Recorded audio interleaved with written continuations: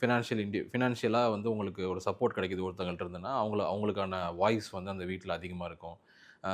இப்படி இதனால தான் வந்து பெண்கள வேலைக்கு அனுப்பாம, ஆண்கள் வேலைக்கு வேலைக்கு அனுப்பாமன்னு சொல்லக்கூடாது. வேலைக்கு விடாம, அத வந்து முடக்கி, அந்த வாய்ஸ வந்து அந்த பவர வந்து வச்சிருக்கணுங்கிறதுக்காகவே தான் வந்து ஆண்கள் தான் புரொவைடர்ஸ் அப்படிங்கிற அந்த கான்செப்ட்ட கல்ச்சுரலா இங்க புகுத்தி வச்சிருக்காங்க. ஸோ அது வந்து இப்ப கொஞ்சம் கொஞ்சமா மாறி, எல்லாமே மாறிடுச்சுன்னு சொல்ல முடியாது. ஒரு சின்ன பெர்சன்டேஜ் வந்து விமன் வந்து எம்பவர் ஆகி வெளியில போகுறாங்க. ஃபினான்ஷியலா இண்டிபெண்டன்ட்டா இருக்காங்க.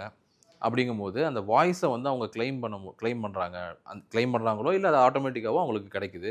அந்த வாய்ப்பு இல்லாதவங்க, அந்த வாய்ப்பு மறுக்கப்படுறவங்களோட சோசியல் கண்டிஷனிங் இல்லன்னா அப்ரோச் வந்து ரொம்ப அவங்கள அவங்கள அவங்கள கம்பேர் பண்ணும்போது நீங்க சொன்ன மாரி அந்த டிஃபரன்ஸஸ் இருக்கு.